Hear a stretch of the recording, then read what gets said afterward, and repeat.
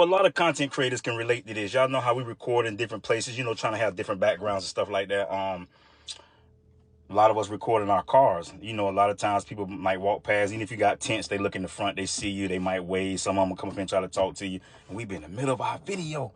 So, you know, we got a good neighbor. You know, it's a nice lady, you know what I'm saying? She'll mean no harm in them. But every time she see me in the car, she have to stop, knock on the window. And I'm in the middle of a video just now. She came, she knocked on the window, I wrote it down half. I said, what's going on? She say, Duke, she say, I don't mean to interrupt you. She say, is your wife in there cooking soul food? She said, because I smell them collard greens, cornbread, yellow rice, yams. I said, yeah.